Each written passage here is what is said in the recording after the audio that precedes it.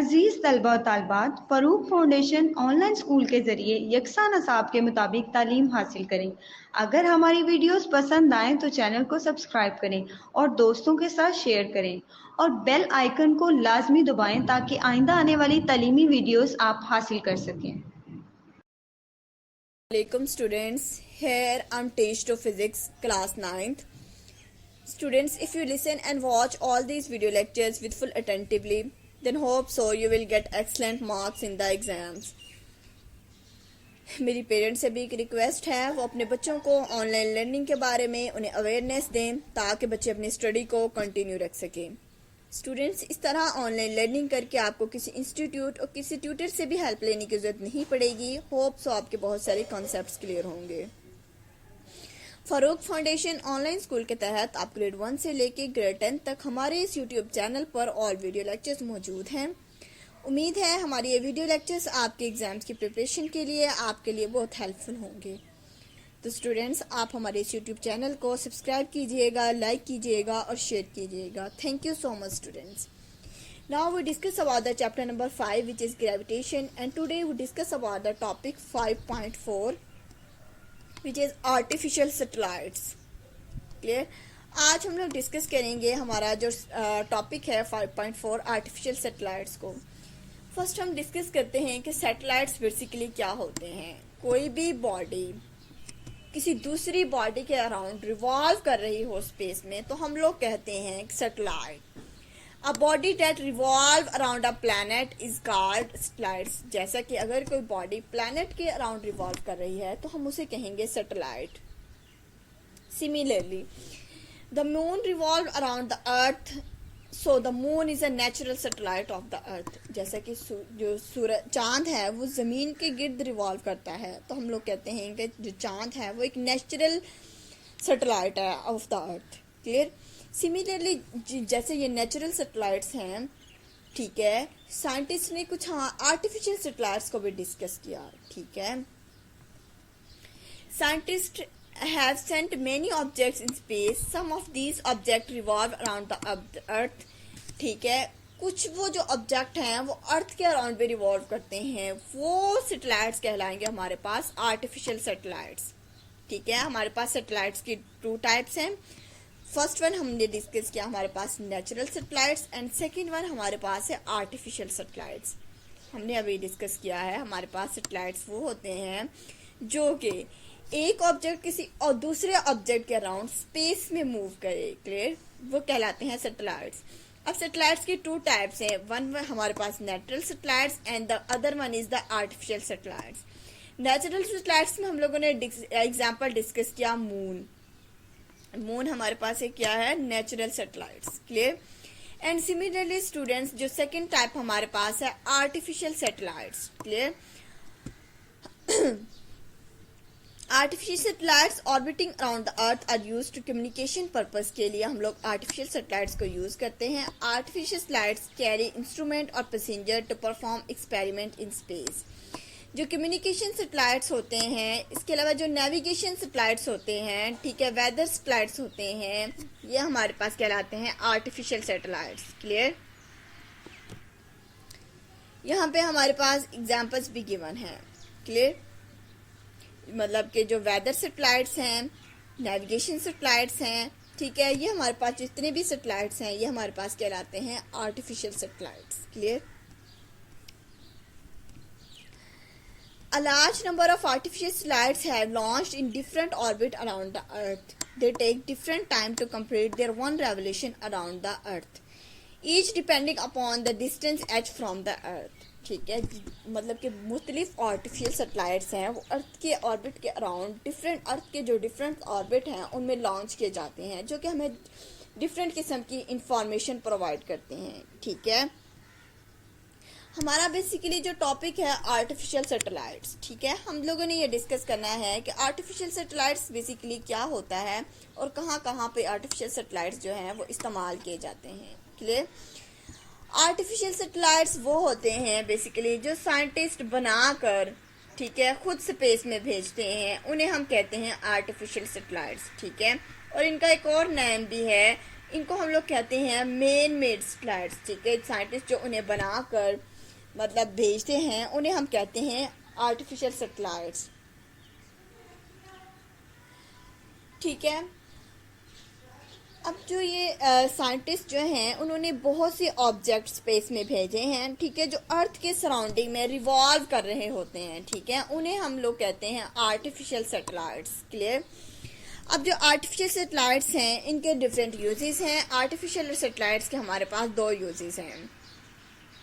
Artificial satellites को हम लोग कम्युनिकेशन पर्पस के लिए भी इस्तेमाल करते हैं और आर्टिफिशियल सैटेलाइट्स को हम लोग पैसेंजर्स को कैरी करने के लिए भी और डिफरेंट एक्सपेरिमेंट परफॉर्म भी करते हैं। क्लियर। इसके अलावा वेदर सैटेलाइट्स का आपने नाम सुना होगा। वेदर सैटेलाइट जो कि वेदर के बारे में हम लोग इंफॉर्मेशन को डिटेक्ट करते हैं। वेदर सैटेलाइट्स डिफरेंट मौजूद हैं जो कि वेदर के बारे में हमें इंफॉर्मेशन प्रोवाइड करते हैं। इसी तरीके से नेविगेशन सैटेलाइट्स होते हैं जो कि हमारे पास पोजीशन को डिटेक्ट कर रहे होते हैं। ठीक है। हम लोगों ने डिस्कस किया हर जो सैटेलाइट है उसकी स्पीड भी होती है, उसकी जो स्पीड है वो डिपेंड कर रही होती है डिस्टेंस के ऊपर। Clear. Distance of the satellite from the earth. Clear. Let's suppose अगर हम लोग कहें कि हमारे पास ये अर्थ है, ठीक है, और जो एक सैटेलाइट है वो यहाँ पे मूव कर रहा है, तो इसके गिर्द जो डिस्टेंस है यहाँ से लेकर यहाँ तक अर्थ का, तो ये हमारे पास कहलाता है height of the satellite towards the earth. अब जो ये हाइट है ये डिपेंड कर रही होती है किसी भी सैटेलाइट की स्पीड के ऊपर।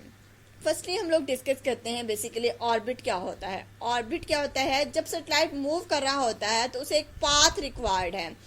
अब वो जिस पाथ पे मूव कर रहा होता है तो ये पाथ हमारे पास कहलाता है ऑर्बिट। क्लियर।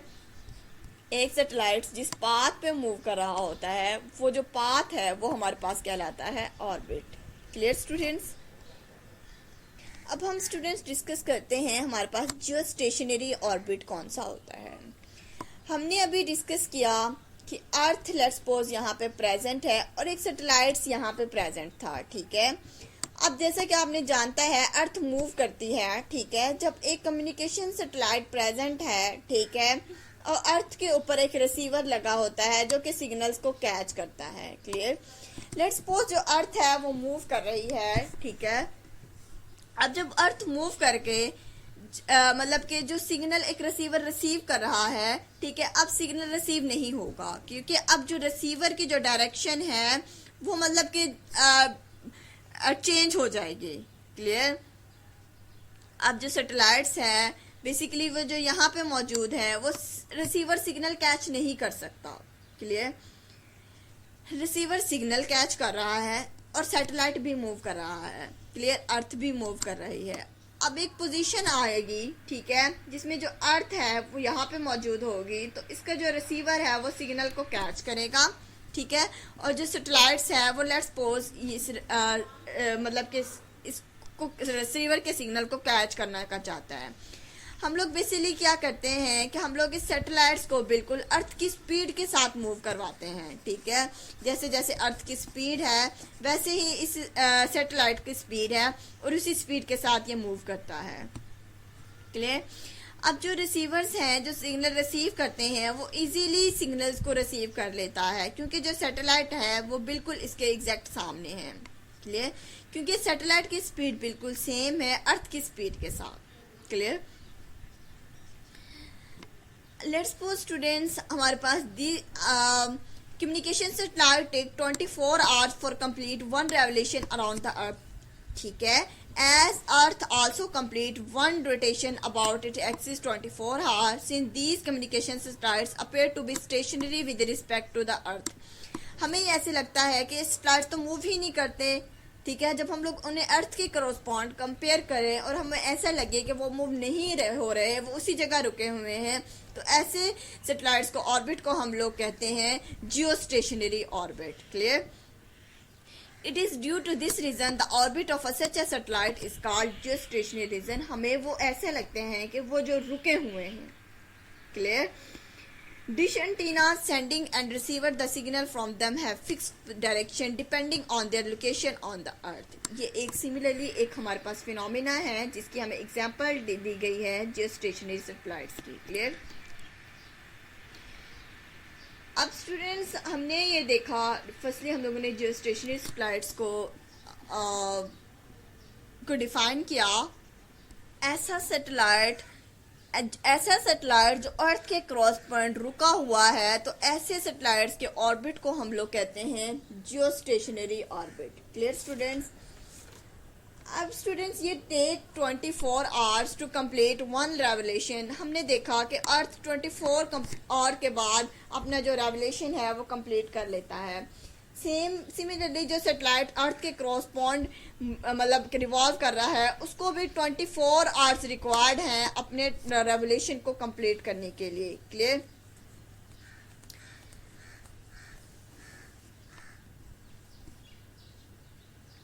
Clear students?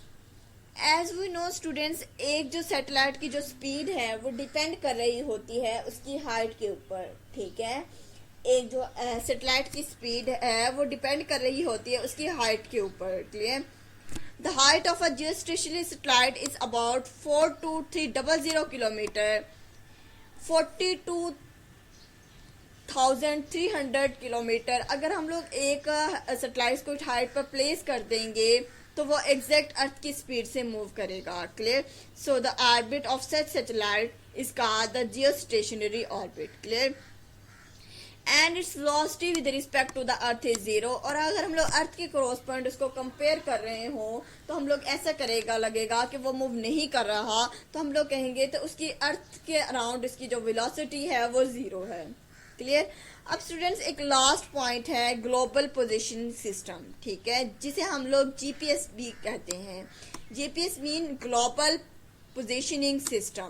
ठीक है, it is a satellite navigation system. ये एक नेविगेशन सिस्टम है जो कि नेविगेट कर रहा है किसी भी पोजीशन को। It help us to find the exact position of an object anywhere on the land. ये जमीन पर ये हेल्प आउट करता है, जमीन किसी भी बॉडी ऑब्जेक्ट है उसकी पोजीशन को एग्जैक्ट लोकेट करने में जो जमीन पर मौजूद हो। ऑन द सी और on the air, it GPS consist of 24 earth satellites. These satellites revolves around the earth twice a day. ये एक दिन में 2 चक्कर लगा लेते हैं with the speed of 3.87 kilometre per second. और इनकी जो स्पीड है वो 3.87 किलोमीटर पर सेकेंड होती है। क्लियर? आई होप स्टूडेंट्स ये आपको लेक्चर बहुत अच्छे से समझ आ गया होगा। क्लियर? आर्टिफिशियल सैटेलाइट्स का नेक्स्ट वन हम लोग अपने नेक्स्ट टॉपिक को डिस्कस करेंगे। स्टूडेंट्स ये हमारे पास आपको एमसीक्यूज में पूछ लिया जाता है कि हमारे पास ग्लोबल पॉइजनिंग सिस्टम में, जीपीएस सिस्टम में हमारे पास इसकी वेलोसिटी कितनी होती है। ठीक है, नेक्स्ट वन हम लोग जो हमारा नेक्स्ट टॉपिक है उसको डिस्कस करेंगे, जो कि हमारे पास है motion of artificial satellites. Clear?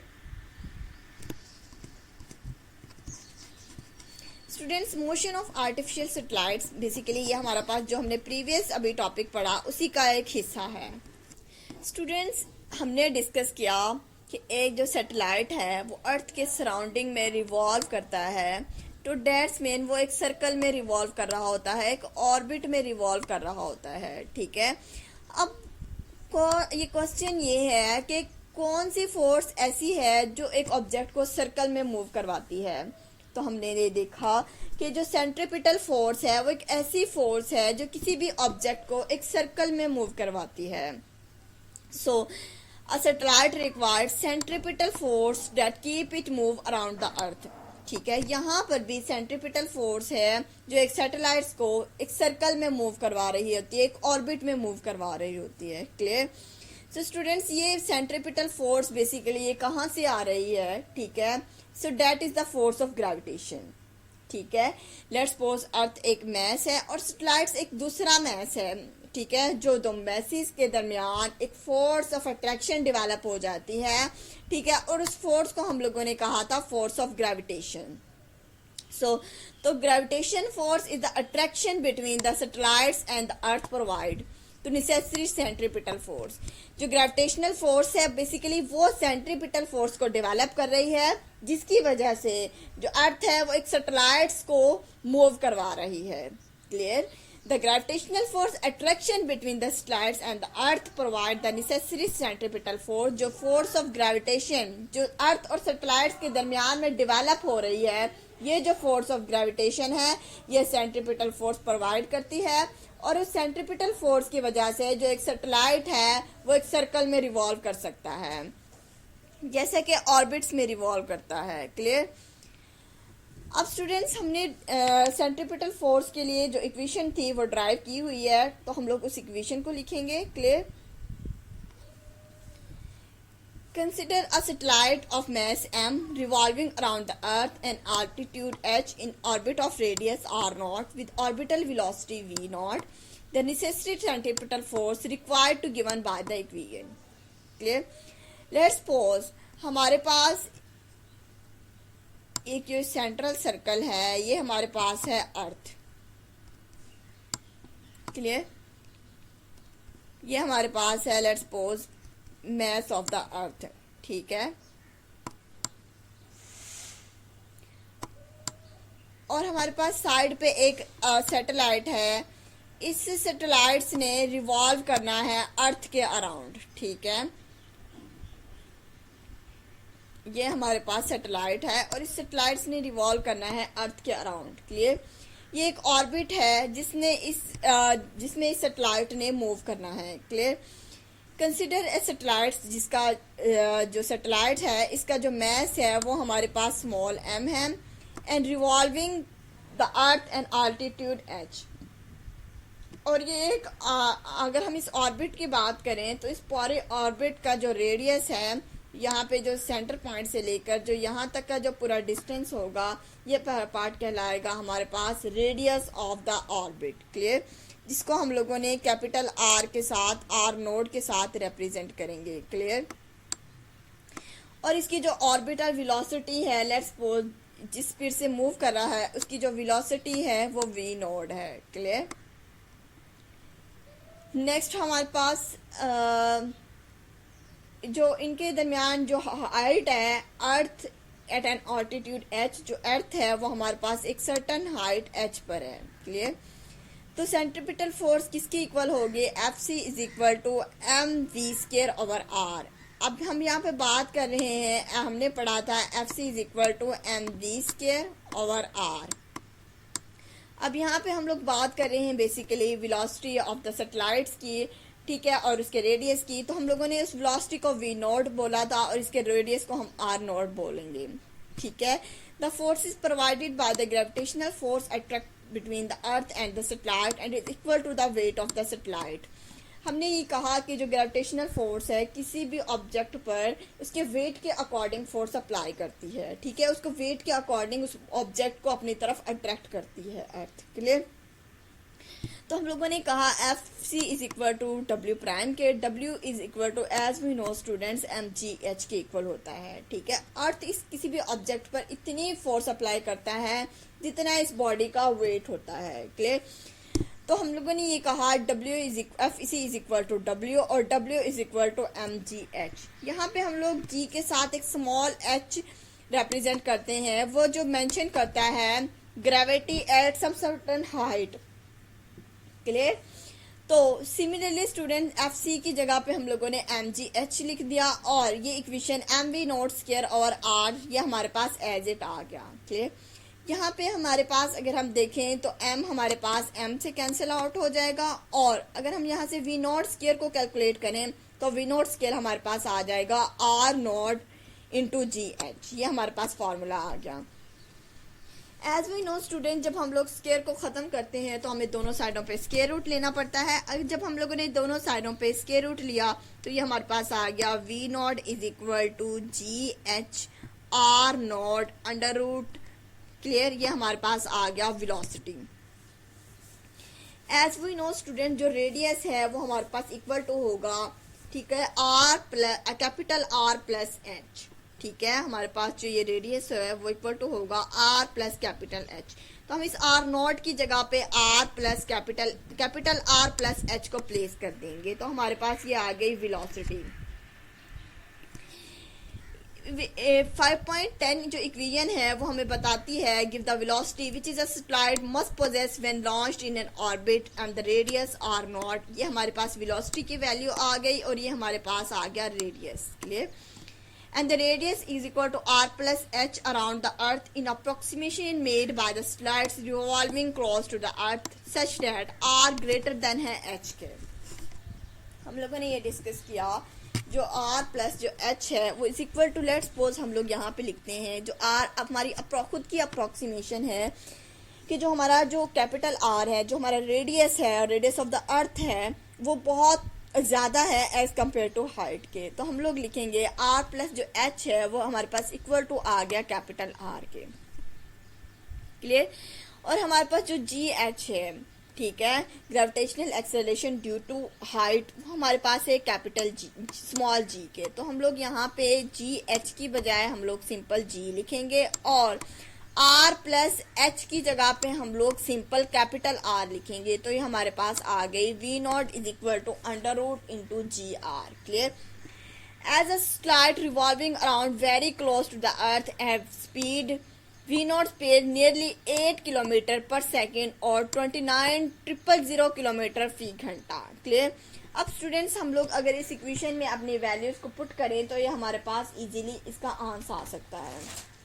As we know students, जो g है वो हमारे पास ग्रेविटेशनल एक्सेलरेशन है, उसकी जो वैल्यू है वो हमारे पास होती है 10 मीटर पर सेकेंड स्क्वायर। ठीक है?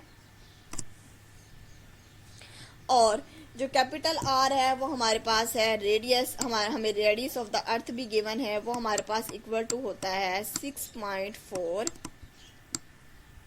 Multiply by 10 raise power 6। ठीक है? 10 रेज पावर 6। अब स्टूडेंट्स इस इक्वेशन में हम लोग इस वैल्यूज को पुट करेंगे। V naught is equal to under root, ठीक है, एज वी नो स्टूडेंट्स हमारे पास जो है जी ग्रेविटेशनल एक्सेलरेशन उसकी वैल्यू होती है 10 मीटर पर सेकेंड। ठीक है? जो रेडियस ऑफ द अर्थ है हमारे पास वो इक्वल टू है 6.4 मल्टीप्लाई बाय 10 रेज पावर 6 के। हमारे पास फॉर्मूला है v is equal to under root G R. हम इस फॉर्मूले में अपनी वैल्यूज को पुट करेंगे 10 multiply by 6.4 multiply by 10 raise power 6। Clear? जब हम लोगों ने इस फॉर्मूले में वैल्यूज को पुट किया देन उनका स्क्वायर रूट लिया तो हमारे पास आंसर आया 8000 मीटर पर सेकेंड। ठीक है? 8000 मीटर पर सेकेंड है। मीटर को जब हम लोग किलोमीटर में कन्वर्ट करेंगे तो उसे 1000 के साथ डिवाइड करेंगे। जब हम लोगों ने 1000 के साथ डिवाइड किया तो हमारे पास आ गया 8 किलोमीटर पर सेकेंड। ठीक है? तो हमारे पास जो स्पीड है वो हमारे पास आ गई 8 kilometre per second. Clear? Similarly students यहाँ पे किलोमीटर फी घंटा के हिसाब से दी गई है। एज वी नो स्टूडेंट्स, एक घंटे में, ठीक है, 3600 सेकेंड्स होते हैं। ठीक है? तो हम लोग 8 को 3600 के साथ मल्टीप्लाई कर देंगे तो हमारे पास आ जाएगा 29,000 किलोमीटर फी घंटे में हमारे पास आंसर आ जाएगा। आई होप स्टूडेंट्स ये आर्टिफिशियल सैटेलाइट्स और motion of the artificial satellites का आपका कॉन्सेप्ट बहुत अच्छे से क्लियर हो गया होगा। नेक्स्ट वन हम लोग डिस्कस करेंगे, हमारा जो नेक्स्ट टॉपिक होगा मल्टीपल चॉइस क्वेश्चंस का। तब तक के लिए अपना बहुत सारा ख्याल रखिएगा। Thank you so much students. अल्लाह हाफिज़।